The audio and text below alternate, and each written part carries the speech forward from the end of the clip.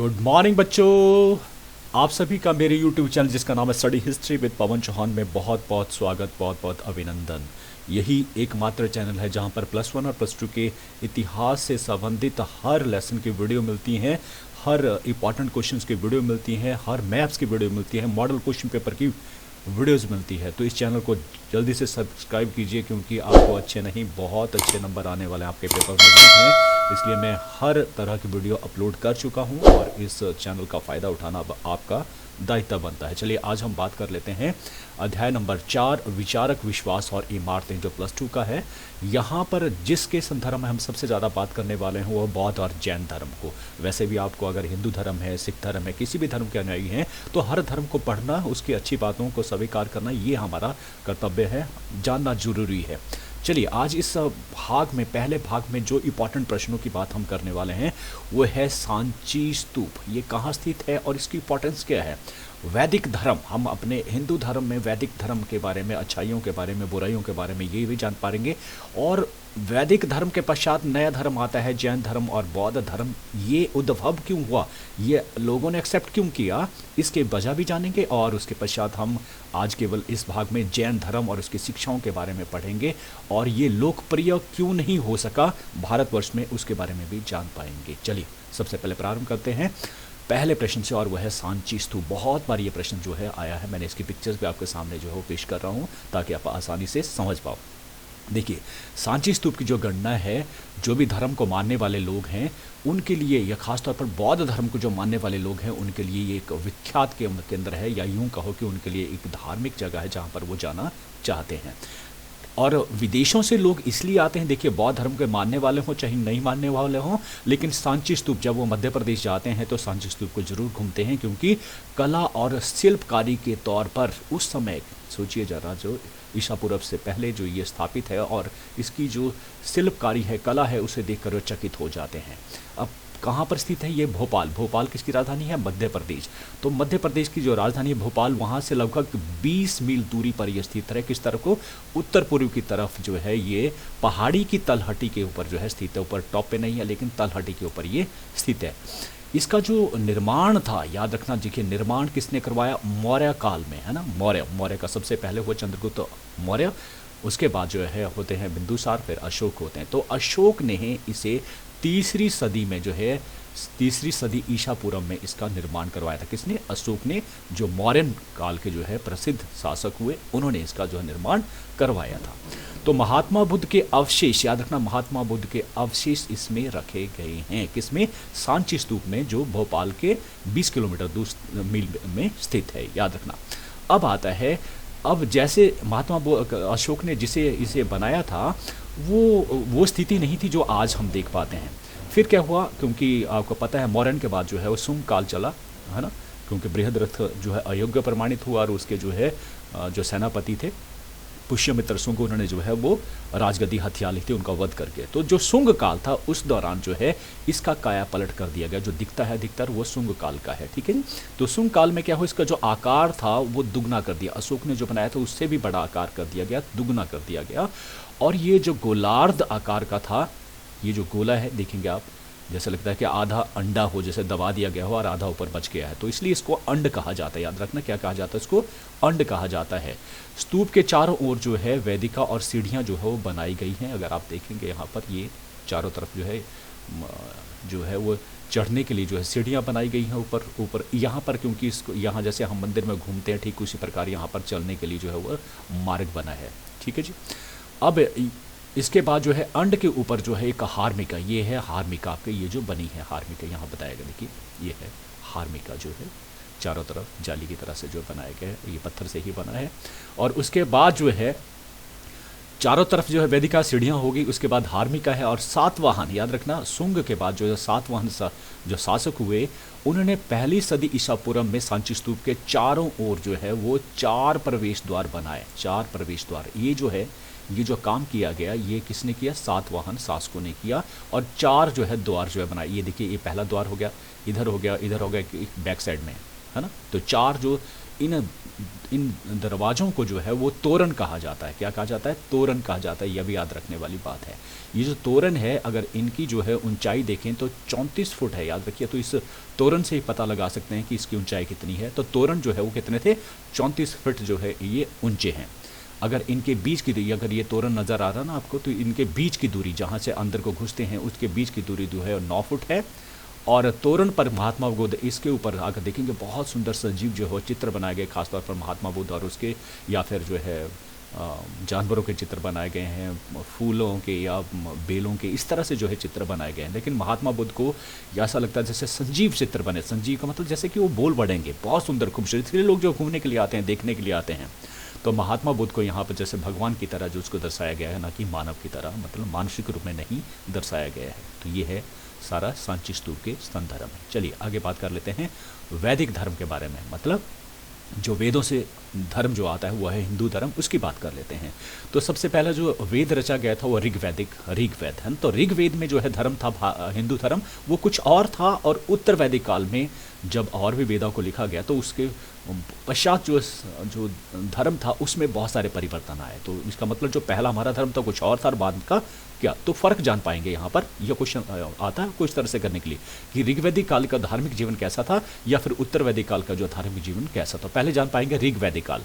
ऋग्वैदिक काल क्यों कहा जाता है? कि उस समय जो है ऋग्वेद को जो है रचित किया गया था, उस दौरान का जो धर्म था वो कैसा था। प्रारंभिक हम पास कह सकते हैं कि जो है जैसे गंगा जो है प्रारंभ में निकलती है कहाँ से? गंगोत्री से। तो उसका कैसा जो है वो और स्वरूप रहा होगा। सबसे पहले जो पवित्र और सादा जीवन लोग जो है वो जिया करते थे, व्यतीत करते थे उस दौरान, ऋग्वैदिक सादा और पवित्र जीवन, है ना। इसी से ही पता लग जाता है। वो अधिकतर जिन देवताओं को पूजते थे वो प्रकृति पर आधारित थे, ठीक है, क्योंकि प्रकृति से ही आदमी ने जो है जीना सीखा, जो उनके लिए हेल्प करता था जीने में, और जिनसे उनको डर लगता है, ये सारे के सारे जो है उन चीज़ों को जो है पूजा करते थे। आज भी ऐसा प्रचलन में आता है। हमारे देखना पूर्वज जो है वो चाहे फसल हो उसकी भी पूजा करते हैं, चाहे वो नाग देवता उसकी पूजा करते हैं, पीपल के वृक्ष, तो इसी प्रकार की पूजा जो हो उस समय से चली आ रही है ऋग्वैदिक काल से। जैसे पृथ्वी, अग्नि, सोम, सूर्य, उषा इत्यादि, ठीक है। तो इन सब की पूजा जो है वो वैदिक काल में की जाती। मतलब यहाँ कोई ऐसे देवता नहीं थे तो आज में जैसे शिव हैं, विष्णु है, महेश है, ऐसे देवता उस समय नहीं हुआ करते थे। इनको पूजा जाता था जो हमारी सहायता, जिनसे हमें कुछ मिलता था जीने के लिए, है ना, जो जरूरी था। दूसरा आता है कि उनका जो वरुण जो था वो सबसे बड़ा देवता माना जाता है। याद रखना, ऋग्वैदिक काल का जो सबसे बड़ा देवता था वरुण था। आज जो है देवता सबसे बड़ा देवता और है, आप जानते हैं, लेकिन उसमें वरुण जो है सबसे बड़ा देवता। इसे आकाश का देवता भी कहा जाता है, आकाश का देवता, है ना। आकाश से ही हमें वर्षा मिलती है, वहीं से उष्मा मिलती है, वहीं से, तो आकाश की बड़ी निर्भरता थी। अगर अच्छी बारिश हुई तो क्या होगी? फसल अच्छी होगी। तो इसलिए इस देवता की बहुत महत्व हुआ था, नाम था वरुण। और माना जाता है कि पापियों को दंड भी देता था, पापियों को दंड भी देता था।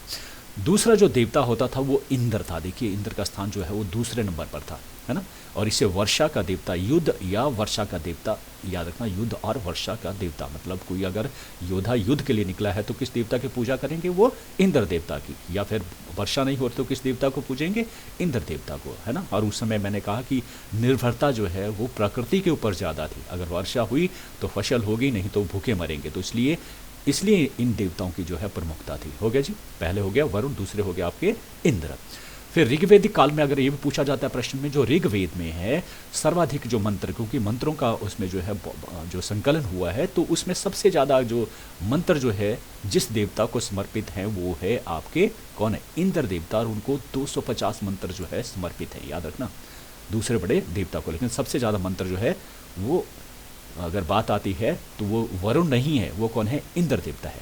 फिर आता है अन्य जो है, जैसे सोम जो है वो भी जो है एक महत्वपूर्ण देवता उस समय का। सोम क्या है? अमृत को जो है सोम कहा जाता है। अमृत जिसे पीकर जो आदमी क्या हो जाते हैं? अमर हो जाते हैं, और उसे देवता माना जाता है। तो देवता इसे पीकर अमर हो गए, ऐसा जो है माना जाता है। क्लियर हो गया? ये ऋग्वेद में लिखा गया है उसमें।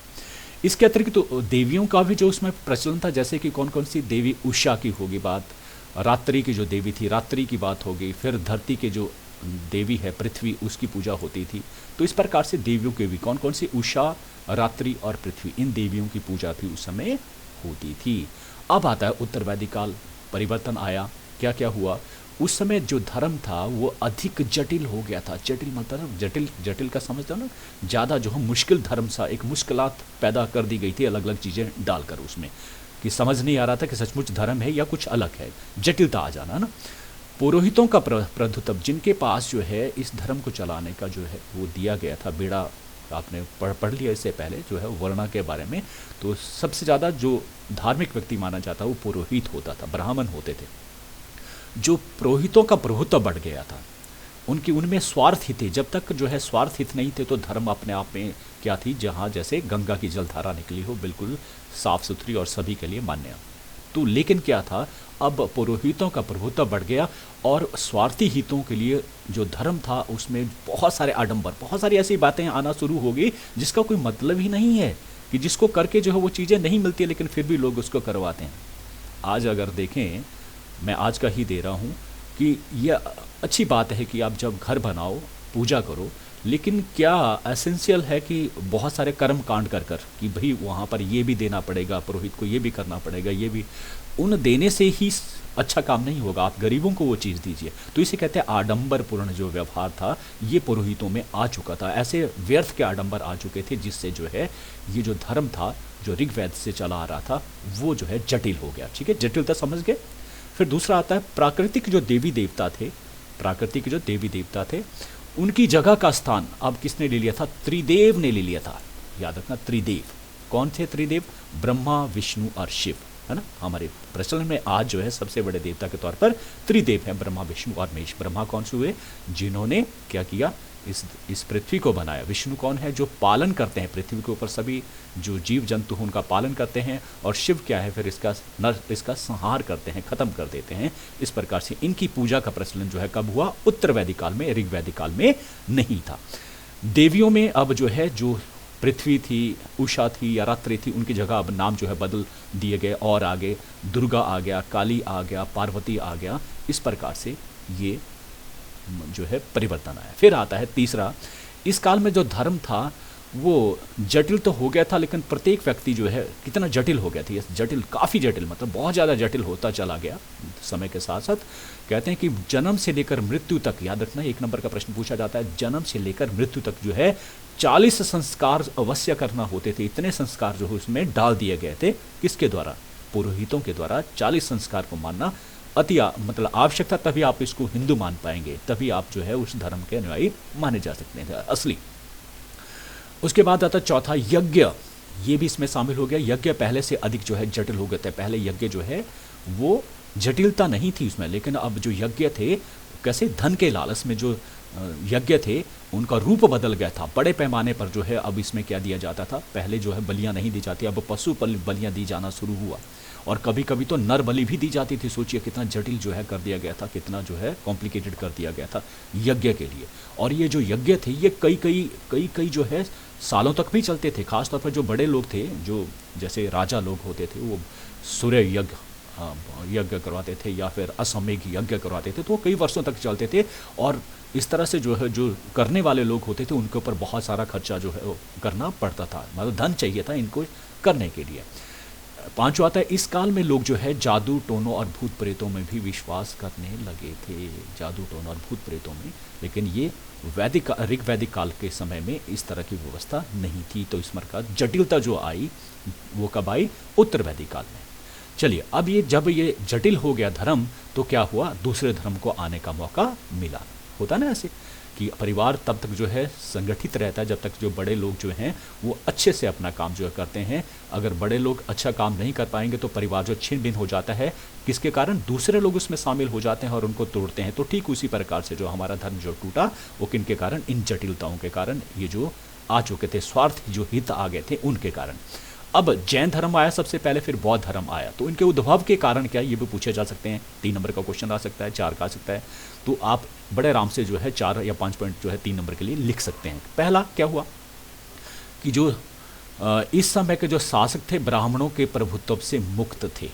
जैन धर्म और बौद्ध धर्म जब उद्भव हो रहा था तो उस समय जो शासक थे उनमें इतना कर ज्ञान था कि ब्राह्मण की वजह से, खासतौर पर उन सभी को मैं इसमें कटहरे में खड़ा नहीं कर रहा हूँ, लेकिन अधिकतर क्या हो गया था कि पुरोहितों का जो प्रभुत्व, ब्राह्मणों का जो प्रभुत्व, उस कारण जो धर्म था वो अवगति की तरफ जा रहा था, तो इसलिए उन्होंने उनकी तरफ ध्यान न देकर जो है, मतलब अब वो शासक जो थे ब्राह्मणों के प्रभुत्व में नहीं थे। अतः उनकी जो सोच थी, समझ थी, वो मुक्त थी किसी भी धर्म से। तो ऐसी स्थिति में उन्होंने क्या किया, जैन धर्म और बौद्ध धर्म जो भी उनको अच्छा लगा उसको पसारने में जो है उनका जो हाथ रहा, क्योंकि उन्होंने आने दी वो धारा को, उस विचारधारा को उन्होंने अपने साम्राज्य में आने दिया, उसके ऊपर रोक नहीं लगाई। खासतौर पर जो मगध, जो सबसे बड़ा जो उसमें महाजनपद था मगध, हमने पढ़ लिया है, तो उस मगध से ही प्रारंभ जो है, चाहे वो जैन हो चाहे वो बौद्ध धर्म हो, हुआ। फिर आता है दूसरा, उत्तर वैदिक काल में हिंदू धर्म में अनेक अंधविश्वास और कर्म कांडों का बोलबाला हो गया, जिसकी हमने बात किया। उत्तर वैदिक काल में बहुत ही जटिल हो गया धर्म, बहुत से कर्म कांड उसमें शामिल हो गए, 40 तरह के, जन्म से लेकर मृत्यु तक। तो उसका भी फायदा क्या हुआ कि अब लोग उस धर्म से क्या आ गए थे, तंग आ गए, तो इसलिए उन्होंने इन धर्म को अपनाया, जैन या बौद्ध धर्म। तीसरा था, उत्तर वैदिक काल में जो हिंदू धर्म था वो जटिल और खर्चीला। ये फिर से वही बात हम कर रहे हैं, कैसा होगा, खर्चीला धर्म, यज्ञ की बात यहाँ पर या बलियों की बात हम यहाँ पर कर रहे हैं, ठीक है। तो इसके कारण जो है वो इस धर्म से जो है मुक्ति चाहते थे, क्योंकि लोगों की समझ में ये नहीं था, गरीब आदमी के लिए जो है तो ये इस धर्म को चलाना ही सबसे बड़ा जो मुश्किल कार्य थे, कि कैसे वो बता पाएगा कि वो सचमुच में हिंदू है। तो इस प्रकार से भी जो है इस धर्म की जो है वो अवनति हुई हिंदू धर्म की, और लोगों ने किसे अपनाया, बौद्ध या जैन धर्म को। चौथा आता है, ब्राह्मण बहुत ही स्वार्थी हो गए, जिसकी बात हमने पहले कर दी है। अपने स्वार्थों के लिए उन्होंने कर्म कांडों को बीच में डाल दिया था, और इससे अब लोग जो है मुक्त होना चाहते थे। पांचवा आता है कि समाज में उस समय क्या हुआ, धीरे धीरे के जो वर्ण व्यवस्था थी वो जातिगत व्यवस्था में जो है बंट गई, और वो कठोर रूप उसने धारण कर लिया। और इस प्रकार जो शूद्र था या कोई या चौथी वर्ण में, क्योंकि उसी के साथ हुआ था अन्याय किस तरह के, कि उसे किसी भी प्रकार का जो है अधिकारों से वंचित कर, जैसे गुलाम होते हैं ना, गुलाम दास हमने पढ़ा है, तो उनको किसी भी अधिकार, उनको खरीदा जा सकता है, बेचा जा सकता है, उनकी स्वतंत्रता, आज़ादी, पढ़ाई की सब कुछ, मतलब जहाँ से वो अपनी प्रोग्रेस कर सकते थे, अपना स्वरूप बदल सकते थे, उन चीज़ों को उनसे दूर रखा गया, पढ़ाई से ही दूर रखा गया। तो इस प्रकार से वो अपना कुछ नहीं कर पाए, और चार जो वर्ण थी उनकी सेवा करते करते वो जो है वैसी स्थिति में आ गए कि लोग उनसे दूर भागने लगे थे, उनके सड़ांत, उनसे जो है वो बदबू आती थी। क्यों? जिसके पास पैसा ही नहीं है, जिसके पास जो है जीने का कुछ मात्र साधन ही खत्म कर दिया गया हो, तो वो नेचुरल उसके जो कपड़े उसने पहने होंगे, पता नहीं कितने समय के वो पहने होंगे, पुराने होंगे, गंदगी उनके आती होगी, नहाते नहीं होंगे, साबुन उनके पास नहीं होता होगा। तो ये स्थितियां पैदा हुई किसके कारण? उनकी जो आर्थिक स्थिति थी वो बहुत बदतर थी, और जहाँ पर रहते थे वो कैसे थे, घर नहीं बना सकते, झोंपड़ियों में रहने वाले लोग। तो सोचिए ये स्थिति थी। तो इसलिए भी वो लोग, खासतौर पर जो शूद्र लोग थे, उन्होंने इस धर्म को अपनाया और इस धर्म को छोड़ा, क्योंकि वहाँ पर उनका आत्म जो सम्मान था वो नहीं जी पा रहे थे, उस सम्मान के साथ नहीं जी पा रहे थे। छठा आता है संस्कृत भाषा। अब भाषा ऐसी जिससे हमें पता लगे कि ये बोला क्या जा रहा है। कभी देखना आपने, आपको अगर संस्कृत भाषा नहीं आ रही है तो आप सिर्फ जो है अनुमान लगाते हैं, और वो अनुमान ही, और एक समय के बाद ऐसा लगता कि बोरियत महसूस होने लगती। अगर भाषा आपकी वो भाषा हो जो मान लीजिए एक चीनी लोग आपके पास आता है और आपसे जो है वार्तालाप करना शुरू कर देता है चीनी में ही, तो आप थोड़े समय तो उसका जो है वो ख्याल रखेंगे, लेकिन समय का आपको पता नहीं लगेगा और आप बोलेंगे यार उगता गया हूँ, मैं चलता हूँ। अरे अगर वो आपकी भाषा में जो है बात कर ले तो सोचिए कितना डबल उसका जो है इम्पैक्ट होता है। आप उसको जो है अच्छे से सारी, क्योंकि समझ रहे हैं आप उसके, तो बात समझना, दिलों तक वो बात समझना कब होता है, जब उस भाषा के ज्ञाता आप भी हों। लेकिन क्या हुआ, लंबे समय तक जो संस्कृत भाषा थी वो लोगों के समझ से परे रही, क्योंकि इस भाषा को आम लोगों की भाषा नहीं बनाया गया, इसे देवों की भाषा ही रखा गया। लोग जो है इस भाषा से अछूते रहें, इस तरह के प्रतिबंध बने रहे। तो इस कारण जो है जनसाधारण की समझ से भाषा परे थी, और इसलिए भी उन्होंने इस धर्म को छोड़ा और किसे अपनाया, जैन और बौद्ध धर्म को। तो बहुत सारे रीजन मैंने आपको दिए, तो आप लिख सकते हैं आसानी के साथ। देखिए ध्यान से सुनेंगे तो बहुत इंपॉर्टेंट है कि आप लंबे समय तक इसको याद रखेंगे। अब आता है जिस जैन धर्म जो है, जो सबसे पहले जो है हिंदू धर्म के बाद आया, उस जैन धर्म के बारे में शिक्षाओं और किसने इसको चलाया। सबसे पहले रखना स्वामी महावीर, इनका नाम था स्वामी महावीर। ठीक है, ये जैन धर्म के संस्थापक माने जाते हैं। कौन माने जाते हैं? स्वामी महावीर। हालांकि इनसे पहले जो है, जो जैन धर्म था, इनसे पहले 23 तीर्थंकर, 23 शिक्षक जो है इस धर्म के हो गए थे। जैसे गुरु होते हैं ना, जैसे अगर हम सिख धर्म की बात करें तो वहाँ पर कितने, कुल 10 गुरु जो है हुए हैं, है ना। तो यहाँ पर भी जो है 23 गुरु जो है वो पहले के थे, और जो 24वें तीर्थंकर हैं, क्योंकि उन्होंने इस धर्म को फैलाने में सबसे ज़्यादा काम उनका रहा, तो उनको ज़्यादा याद किया जाता है।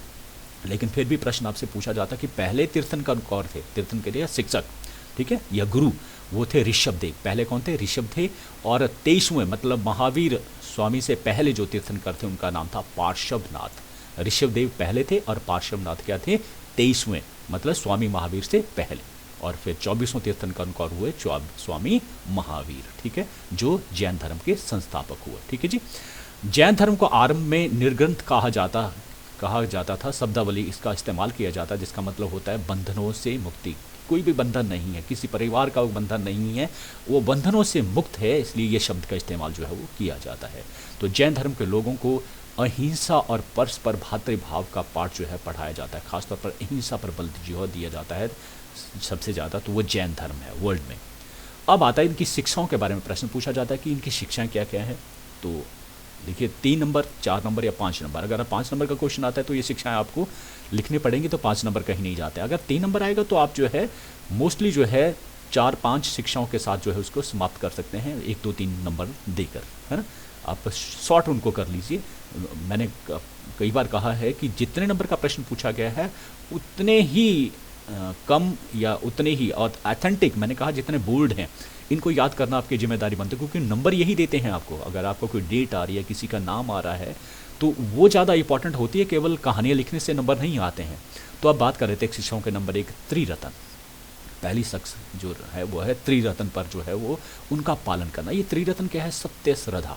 पहले तो जिस धर्म को आप अपना रहे हैं वो उसमें श्रद्धा तो होनी चाहिए। बिना श्रद्धा के अगर आप उसको अपना रहे हैं तो उसका फ़ायदा कुछ भी नहीं है। क्लियर है? अगर आपका जो है खाने का जो है मन नहीं है ना, तो उसको जब खाएंगे तो आप लगेगा जैसे मिट्टी के समान मैंने कोई चीज़ खा ली। लेकिन अगर आप श्रद्धा भाव से मिट्टी को भी खाओगे तो लगेगा जैसे मैंने कोई मीठा खा लिया, कुछ अच्छी चीज़ खा ली हो। तो भाव बहुत इंपॉर्टेंट होते हैं। तो उन्होंने कहा कि सच्चे जो है श्रद्धा होनी चाहिए, सत्य ज्ञान, आपका ज्ञान नॉलेज जो हो सत्यता उसमें होनी चाहिए, और सत्य ही आचरण वो झलकना चाहिए आपके जीवन में। जो है जब आप किसी से वार्तालाप कर रहे हैं आपके आचरण में वो चीज़ आनी चाहिए। केवल ये नहीं कि पढ़ा और उसको छोड़ दिया कि मुझे झूठ नहीं बोलना चाहिए, ठीक है, ये तो पढ़ लिया लेकिन वो आचरण में नहीं आ रहा तो उसका कोई फ़ायदा नहीं है। तो ये 3 रत्न जो है ये पहली शिक्षा याद रखना। ऐसे भी ज़िंदगी में जो अच्छी चीज़ें उनको अपना लेना चाहिए। सत्य श्रद्धा, सत्य ज्ञान और सत्य आचरण अगर आपके जीवन में आ जाए तो आप धार्मिक व्यक्ति का मतलब ये नहीं है कि आप धार्मिक व्यक्ति, वो ऐसा व्यक्तित्व जिसकी हर कोई जो है वो कल्पना करता है कि ये मेरा जो पति होना चाहिए, मेरा पिता होना चाहिए, मेरा भाई होना चाहिए, ऐसा जो है वो आप में होना चाहिए वो चीज़। तो ये त्रिरत्न अपने आप में बहुत बड़ी बात है। वो कहता है कि जीवन में अगर इन चीज़ों को अगर आप अपनाएंगे तो निर्वाण, ये जैन में कहा जाता है इसको निर्वाण, जैसे हम कहते हैं हिंदू धर्म में मोक्ष, है ना। तो मोक्ष जो है प्राप्त होता है अगर आप इन 3 चीज़ों को अपनाएंगे, इसलिए इनको त्रिरत्न का नाम दिया गया। ठीक है, हो गया। ये अलग से 2 नंबर का क्वेश्चन पूछा जाता है या 3 नंबर का, याद रखना। सत्य श्रद्धा, सत्य ज्ञान और सत्य आचरण, इसको त्रिरत्न जो है कहा जाता है। जैन धर्म में पहली शिक्षा है और इसी से वो निर्वाण प्राप्त करता है, मोक्ष प्राप्त करता है। दूसरा जैन धर्म जो है, दूसरा जो है वो है अहिंसा पर बहुत अधिक बल। कैसे देखना आपने, जो जैन मुनि होते हैं उनके जो मुंह के ऊपर एक पट्टी बनी रहती है। मुंह के ऊपर क्या बनी रहती है? वाइट पट्टी। एक तो सफ़ेद कपड़े पहनते हैं, ये भी 2 तरह के आगे बंट गए हैं। कुछ जो है वो अलग अलग तरह से, मतलब ये बाद में चर्चा का विषय रहेगा। मुंह पर पट्टी बांधते हैं, है ना, और नंगे पाँव जो है होते हैं और पानी जो है छान कर पीते हैं। तो सोचिए इन्होंने अहिंसा को, क्योंकि मानते हैं कि जब मुंह के ऊपर पट्टी, माना जाता है कि हवा जब सांस लेते हैं तो उसमें भी बहुत सारे सूक्ष्म कीटाणु होते हैं। अब आपको मालूम होगा जो सूक्ष्म होते तो अति सूक्ष्म होते हैं, वो तो उसके अंदर से भी चले जाते हैं। आपको मालूम होगा कि अभी जो है कोविड-19 जो है वो आया भारतवर्ष में या कहीं भी सारे वर्ल्ड के ऊपर, तो बहुत मास्क ऐसे लगाए गए, लेकिन फिर भी जो है बहुत सारे लोग मास्क लगाने के बाद भी जो है वो उससे जो है मतलब उसके चपेट में आ गए। तो इतने सूक्ष्म होते हैं जो कीटाणु होते हैं। तो उसके लिए जो है क्या किया, मुंह में पट्टी लगाई। नंगे पाँव चलते हैं, क्योंकि अगर आप कोई चीज़ पहनते तो उससे ज़्यादा मरने के चांसेस होते हैं, क्योंकि ज़मीन के ऊपर कोई चींटियाँ चल रही है, कुछ चल रही है, अगर नंगे पाँव होंगे तो बचने के ज़्यादा जो है प्रयास रहते हैं। ऐसा ये बिल्कुल सही कहा है। फिर आता है पानी छान कर पीना, क्योंकि माना जाता है कि पानी में भी बहुत सारे सूक्ष्म जो है जीव होते हैं, तो उनसे बचने के लिए तो जीव हत्या कम से कम हो, इसलिए वो अहिंसा का पालन करते हैं। ये दूसरी शिक्षा हुई। तीसरी जो है, स्वामी महावीर ने जब घर छोड़ा था तो सबसे पहले उन्होंने तपस्या करी थी। 12 वर्ष तक कठोर तप किया उन्होंने, कठोर तप। और इस कठोर के तप करने के पश्चात ही उनको ज्ञान प्राप्त हुआ था। यह है स्वामी महावीर के जीवन के संदर्भ में कहानी। याद रखना 12 वर्ष तक कठोर तप और फिर उनको ज्ञान प्राप्त हुआ।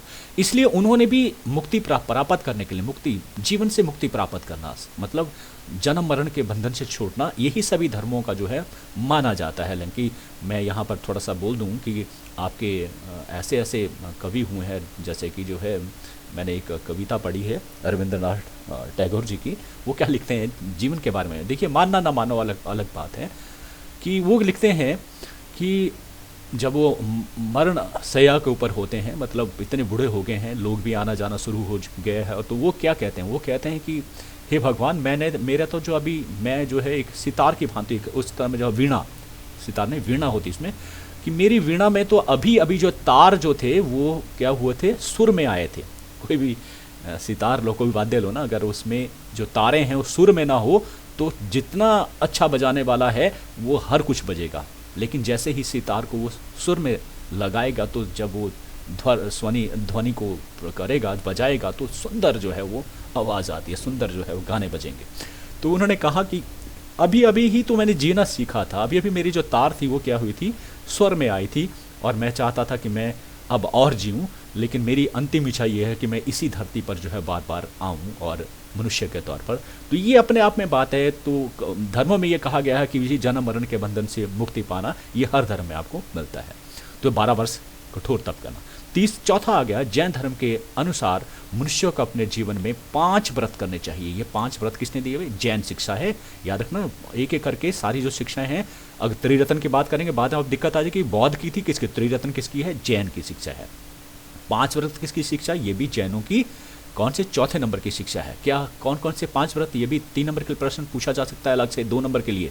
तो ये 5 व्रत याद रखने वाली बात है। अगर आपने याद रखे तो सत्य बोलना, अहिंसा की नीति पर चलना, कोई भी वस्तु जो दान में ना मिली हो उसे ना रखना, धन कोई भी किस प्रकार का धन अपने पास ना रखना, और ब्रह्मचर्य का पालन करना। सोचिए अगर ऐसे व्यक्ति आज की डेट में जो है पैदा होने लगे, ऐसा हो तो कितनी अच्छी बात है कि कम से कम उसके जीवन में लालसा तो नहीं है, दूसरों का हक तो नहीं मारेगा।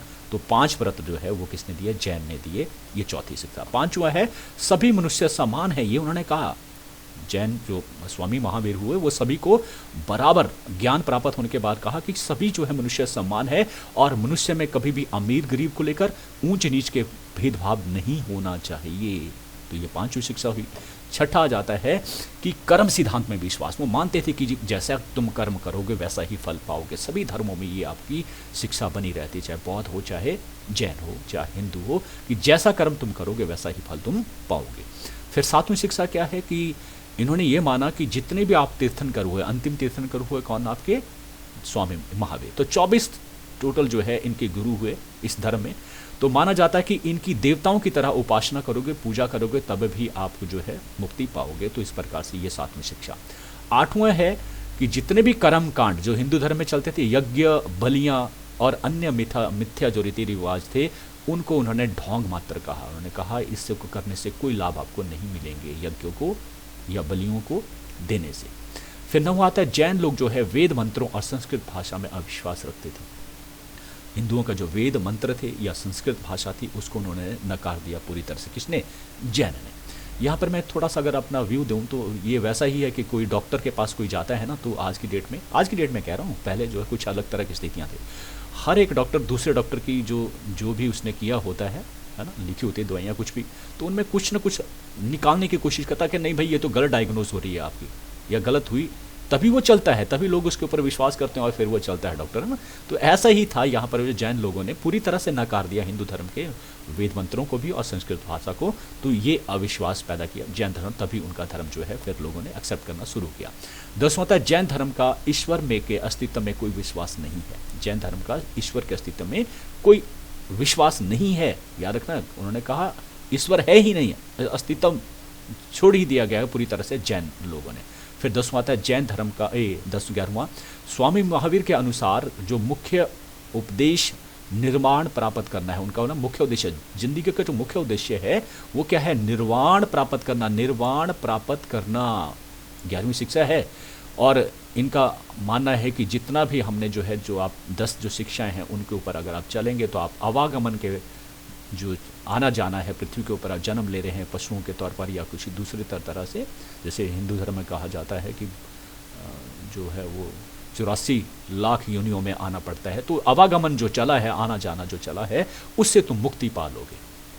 ठीक है, तो इस तरह से अगर आप इन शिक्षाओं के ऊपर अपना चलन करोगे, जीवन अपनाओगे, तो आपका जो है वो क्या होगा, आवागमन के मार्ग से आप जो है वो मुक्ति मिल जाएगी, और इसे कहा गया निर्वाण। क्या कहा गया? निर्वाण। ठीक है, तो ये हुई इनकी शिक्षाएं।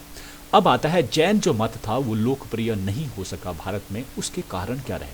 नंबर 1, अधिक नहीं हो सका। आप देखें बहुत कम जैनिज्म मिलते हैं, ज़्यादातर अगर आप जाएंगे राजस्थान या जो है गुजरात में, वहाँ आपको ज़्यादा मिलेगी संख्या, बाकी जगह आपको कम मिलेगी। दक्षिण भारत में कुछ अलग स्थिति है, वो दूसरा मत के तरह है, क्योंकि आपने को पता होगा कि जैन जो मत था वो भी आगे चलकर 2 भागों में बंट गया, एक था श्वेतांबर और एक है दिगंबर।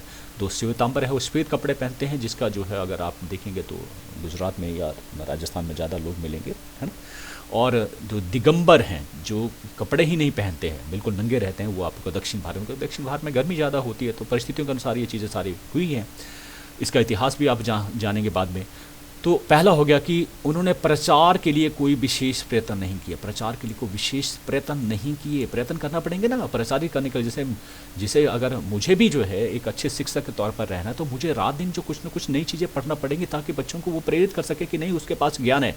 पहले लोगों के पास क्या था, गूगल नहीं था, तो क्या होते थे, शिक्षक लोग ही गूगल होते थे, उनकी जो इज्जत हुआ करती थी। अब उसको इज्जत को बचाए रखने के लिए जो है वो शिक्षक जो रात दिन जो लगा है ताकि जो उसकी इज्जत बनी रहे, तो ये जरूरी है। तो जैनों ने ऐसा प्रयास नहीं किया, नंबर 1। नंबर दूसरे, उन्होंने बौद्ध धर्म की भांति जो है, बौद्ध धर्म को जो राजकीय संरक्षण प्राप्त था, राजाओं ने एक्सेप्ट कर लिया था बौद्ध धर्म को, है ना। जब बिंबिसार जैसे, अजातशत्रु जैसे, अशोक जैसे लोग हुए या कनिष्क जैसे लोग, उन्होंने एक्सेप्ट कर किया, तो उन्होंने तभी धर्म चला, तो ये उन्होंने नहीं किया। तीसरा, उनका जो अपनी जो शिक्षा जिसमें कठोर तप, 12 वर्ष तक जो है महावीर ने कठोर तप किया, यहाँ पढ़ा ना हमने, तो वैसा ही वो चाहते थे कि लोग भी इसी तरह का तप करें। शरीर को अत्यधिक कष्ट है, लोग तो चाहते नहीं भाई, लोग तो देखिए, मैं इसका एग्जांपल दूं, हमारे यहाँ पर हिंदुत्व में क्या था कि कभी जो है जो फसलें जब तैयार होती थी, तो उस फसल की जो है पूजा करने के लिए जो है वो खेत में लोग जाते थे और पूजा करते थे। लेकिन अब क्या त्यौहार आ गया है, हमारे यहाँ सैरी बनाई जाती है, तो सारी जितनी भी फसलें उसमें होती है उसका एक एक हिस्सा लेकर उसको निकाल कर जो है, अगर आपका कहीं कद्दू लगा है, पेठू लगा, तो उसका अगले वाला जहाँ लगा उसको बेल को निकाल के घर में लाएंगे, फिर पूजा करेंगे। उससे क्या है, जो बड़ा होना था, जिसको हमने जो है कईयों का पेट भरना था, वो सारा खत्म हमने उसको कर दिया, टेंडर एज में उसको निकाल दिया।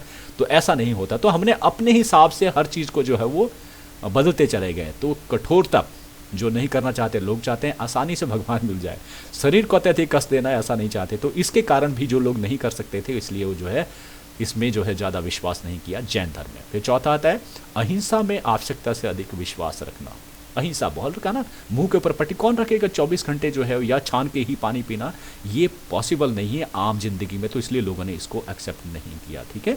पांचवा क्या आता है कि हिंदू धर्म में कई सिद्धांतों को अपना लिया था। समय के अनुसार क्या हुआ कि उन्होंने हिंदू धर्म को अपनाना शुरू कर लिया। बहुत सारे सिद्धांत जो हिंदू धर्म थे, तो लोगों ने देखा कि जिस चीज़ को हमने जो है छोड़ा था, नकारा था, उन्हीं को फिर से आपने एक्सेप्ट कर लिया, तो फिर उस धर्म को अपनाने का मतलब क्या हुआ, फिर उसको क्यों मैं अपनाऊँ। तो इस प्रकार से ये 5 बड़े कारण हैं जिसके कारण जो है ये जो मत था, जैन मत, ये लोकप्रिय नहीं हो पाया। क्लियर हो गया।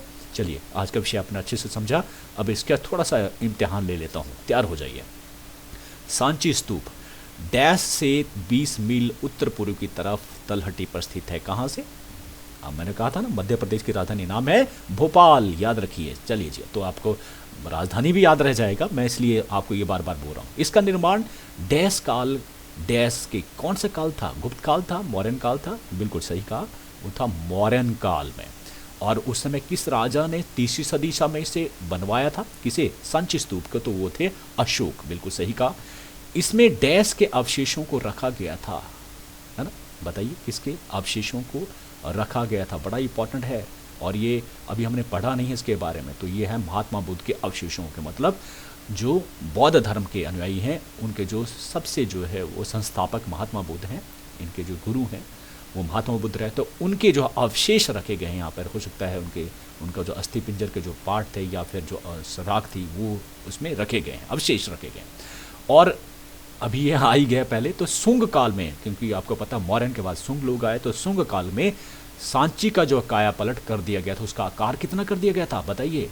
1 गुना, 2 गुना, 3 गुना, बिल्कुल सही कहा, 2 गुना कर दिया गया था। किसने किया? सुंग काल के समय में।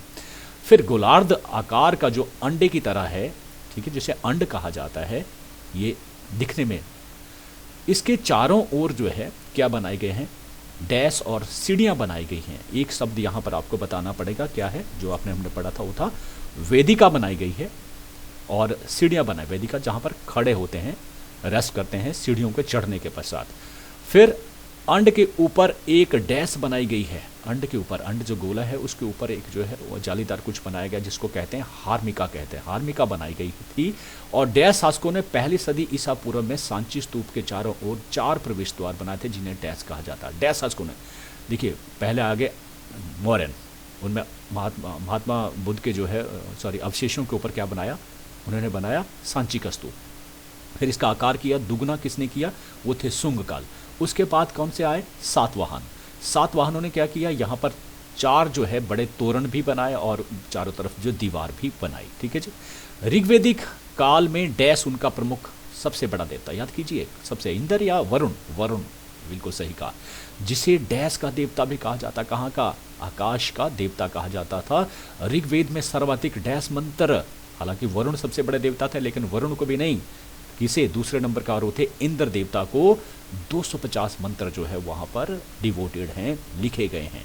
डैश वैदिक काल में धर्म जटिल हो गया था। किस के समय में? ऋग्वैदिक में या उत्तर वैदिक? बिल्कुल सही कहा, उत्तर वैदिक काल में जटिल हो गया था। और प्रत्येक व्यक्ति को जन्म से लेकर मृत्यु तक कितने संस्कार करिए? आज 40 संस्कार करना पड़ते थे, और तभी वो पक्का हिंदू माना जाता था।